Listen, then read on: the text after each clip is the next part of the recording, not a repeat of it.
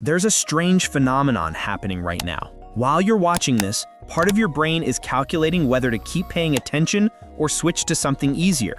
That calculation happens thousands of times a day, and it's quietly destroying your ability to do anything meaningful. But what if I told you that the same neural mechanism making you avoid hard work can be flipped to make you crave it? What if discipline could feel as good as scrolling? That's not motivation talk, that's neuroscience. And by understanding how your brain actually works, you'll discover why willpower has been failing you and what you need to do instead. Your brain operates on a simple economic principle. It's constantly asking one question: what's the best return on energy investment? Every action you consider gets instantly evaluated. High effort, uncertain reward, your brain hits the brakes. Low effort, guaranteed pleasure, green light. This isn't a character flaw. This is survival programming from a time when conserving energy meant staying alive. The problem is your ancient brain is now living in a modern world designed to exploit it. Every app, every snack, every piece of content has been engineered by teams of scientists to trigger the exact neural pathways that make you feel good with zero effort. Your brain isn't broken, it's being hacked. Let's talk about what's really happening in your head when you can't start that project or drag yourself to the gym. There's a tiny cluster of neurons called the nucleus accumbens. Think of it as your brain's motivation engine. It runs on a neurotransmitter called dopamine, but dopamine doesn't work the way most people think. It's not the pleasure chemical, it's the wanting chemical. Dopamine spikes when you anticipate a reward, not when you receive it. That's why scrolling feels so compelling. Every swipe might reveal something interesting, so your brain floods you with dopamine to keep you searching. But here's where it gets dark. When you get too many easy dopamine hits, your brain adapts. It's called downregulation. Your dopamine receptors literally decrease in number, like your brain is turning down the volume on satisfaction. Now you need more stimulation to feel the same level of interest. A book that once captivated you feels boring. A workout that once energized you feels impossible. You're not losing discipline, you're experiencing a tolerance effect, just like with any other drug. This is why people who spend hours on social media often feel the most unmotivated. Their brains have been trained to expect constant, effortless rewards. Anything requiring sustained attention feels like punishment by comparison. The effort-to-reward ratio is all wrong. Your brain has been recalibrated to crave instant gratification, and real achievement can't compete with that. But the beautiful thing about neuroplasticity is that what can be broken can also be fixed. Your brain is constantly rewiring itself based on what you do. Every choice you make is either strengthening neural pathways for discipline or reinforcing pathways for distraction. The question isn't whether your brain will change, it's which direction you're pushing it. So what exactly is a dopamine detox and why does it work? Despite what the name suggests, you're not actually detoxing from dopamine itself. You're removing the artificial, hyper-stimulating sources of it. Think of your dopamine system like a dimmer switch that's been cranked to maximum brightness for so long that normal light looks like darkness. A dopamine detox is about turning down that dial so your brain can recalibrate what normal feels like. When you remove the overwhelming sources of easy pleasure, something remarkable happens. Your dopamine receptors begin to upregulate. They become more sensitive. Suddenly, activities that seemed boring before start feeling engaging. The satisfaction of completing a task, the energy after a workout, the calm after focused work, these natural rewards start registering again. You're not becoming someone new, you're returning to baseline. You're remembering what it feels like to be driven by internal satisfaction rather than external stimulation. Most people fail at this because they approach it wrong. They try to white-knuckle through it, relying on willpower alone. But willpower is a finite resource, and it's no match for a dopamine-starved brain screaming for stimulation. Instead, you need to understand the transition period. For the first few days, you're going to feel restless, irritable, maybe even anxious. This is not weakness, this is withdrawal. Your brain has adapted to a certain level of stimulation, and now you're pulling it away. The discomfort you feel is actually a sign that the process is working. Your brain is being forced to adjust. The key is knowing that this phase is temporary. Most people give up right before the breakthrough because they interpret the discomfort as a sign they're doing something wrong. But that restlessness is your brain reorganizing itself. Push through it. Here's what you need to do practically. Start by identifying your highest dopamine activities. Not the things you enjoy most, but the things that require the least effort for the most stimulation. For most people, this is their phone, specifically social media, short-form video content, or games. But it could also be junk food, online shopping, or pornography. Whatever gives you intense pleasure with minimal effort, that's your target. Now, here's the critical part. You don't have to eliminate these forever. You just need to eliminate them temporarily while your brain resets. Pick a frame time. 3 days is a minimum, 7 is better, 14 is transformative. During this period, you're creating artificial scarcity for easy dopamine, which forces your brain to find satisfaction in harder activities. But you can't just remove things, you have to replace them. Nature abhors a vacuum, and so does your brain. When you take away easy dopamine sources, you need to deliberately engage in activities that provide slower, more sustainable rewards. Read a physical book instead of scrolling. Cook a meal instead of ordering. Go for a walk without headphones instead of watching another video. Exercise without music or podcasts. Journal by hand. Have a real conversation. These activities feel boring at first because your dopamine system is still tuned to high intensity. But here's the magic. As you persist, your brain starts releasing dopamine in anticipation of these activities too. After a few days of reading, your brain learns that opening a book leads to the satisfaction of learning something new. After a week of workouts, your brain starts craving the endorphin rush and sense of accomplishment. You're literally retraining your reward system. There's a crucial distinction here between pleasure and satisfaction. Pleasure is immediate and fleeting. It comes from external stimulation and requires no effort. Satisfaction is delayed and lasting. It comes from internal accomplishment and requires effort. Modern life bombards us with pleasure, but leaves us empty of satisfaction. That's why you can spend an entire day feeling entertained and still go to bed feeling unfulfilled. Your brain got pleasure, but no satisfaction. A dopamine detox shifts your focus from seeking pleasure to building satisfaction. And here's what nobody tells you. Satisfaction actually produces more dopamine over time than pleasure does. When you accomplish something difficult, when you push through resistance and come out the other side, your brain releases a cocktail of neurochemicals, including dopamine, serotonin, and endorphins.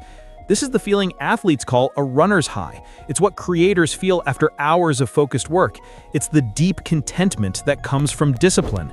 And it's far more powerful and lasting than any notification could ever be. The neuroscience backs this up. Studies show that delayed gratification activates the prefrontal cortex, the part of your brain responsible for planning, decision-making, and self-control. The more you practice delaying gratification, the stronger these neural pathways become. Meanwhile, instant gratification activates more primitive parts of your brain, the limbic system, which operates on impulse and emotion. Every time you choose discipline over distraction, you're quite literally strengthening the advanced parts of your brain and weakening the primitive parts. You're upgrading your operating system. Over time, this changes your default setting. Discipline stops feeling like a battle against yourself and starts feeling like your natural state. This is what people mean when they say discipline becomes a habit. It's not that it becomes easy, it's that your brain rewires to prefer it. Let me tell you what happens after a proper detox. You'll notice your attention span expanding. Things that used to bore you within minutes will hold your focus for an hour. You'll feel a clarity of thought that's been missing. Ideas will come more easily. You'll make decisions faster because you're not constantly seeking validation through your phone. You'll have more energy because you're not riding a roller coaster of dopamine spikes and crashes. Most surprisingly, you'll start feeling genuine excitement about things that used to feel like chores. That project you've been avoiding, you'll actually want to work on it. That gym session, you'll look forward to it. This isn't toxic positivity or fake motivation. This is your brain functioning the way it was designed to before it got hijacked by algorithms. But here's the thing that people don't want to hear. This isn't a one-time fix. Your brain will always try to drift back toward easy rewards. That's not a bug, that's a feature. The key is building systems that make discipline the path of least resistance. This is where environment design becomes crucial. If your phone is next to your bed, you'll check it first thing in the morning. If healthy food is prepared and visible, you'll eat it. If your workout clothes are laid out, you'll work out. You can't rely on willpower when your environment is sabotaging you. Design your life so that the dopamine-rich activities require effort to access and the satisfaction-rich activities are effortless to start. Delete social media apps from your phone. Use website blockers. Put your phone in another room when you work. Make junk food inconvenient and healthy food convenient. Every barrier you put between yourself and distraction is a vote for the person you're trying to become. There's also a social component to this that's often overlooked. The people around you are constantly influencing your dopamine baseline. If everyone in your life is scrolling, binging, and seeking instant gratification, you'll be pulled in that direction. But if you surround yourself with people who value focus, discipline, and deep work, their habits become contagious. This doesn't mean abandoning your friends. It means being intentional about who you spend your time with and what activities you do together. Seek out communities that reinforce the behaviors you want to develop. Find accountability partners who are on the same journey. Your brain is shaped not just by what you do, but by who you're with. Now let's address the elephant in the room. Some of you are thinking, this sounds miserable. Why would I want to make life harder? And that's the trap. You're thinking about it from the perspective of someone whose brain is already hijacked. From your current state, discipline does seem harder than distraction. But from the other side, from the perspective of someone with a recalibrated brain, discipline feels easier than distraction, because distraction leaves you feeling empty, anxious, and behind. Discipline leaves you feeling accomplished, confident, and in control. Which is actually harder, spending your days chasing dopamine hits that never satisfy you, or building a life where effort itself becomes rewarding? The path of least resistance in the short term is actually the path of most resistance in the long term. This is about reclaiming agency over your own mind. Right now, if you're honest, you're not really in control. Your phone controls when you feel bored. Algorithms control what you think about. Apps control how you spend your time. That's not freedom, that's hijacking. True freedom is having a brain that works for you, not against you. It's being able to choose difficult things and actually enjoy doing them. It's waking up excited about your work instead of dreading it. It's going to bed satisfied instead of guilty. That's what's on the other side of this process. Not perfection, not ease, but alignment. Your actions finally matching your intentions. Your daily choices finally moving you toward your goals instead of away from them. The rewiring process never truly ends because you're always either reinforcing discipline or reinforcing distraction. Every moment is a choice, but after you've reset your dopamine system, the choices become easier.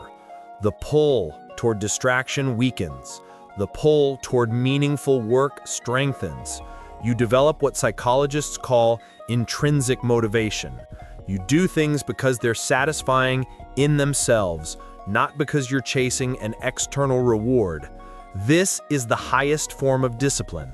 It's not forced, it's not white-knuckled, it's natural. It's who you are. So here's what I want you to do. Don't just watch this video and move on. That's what the old version of you would do.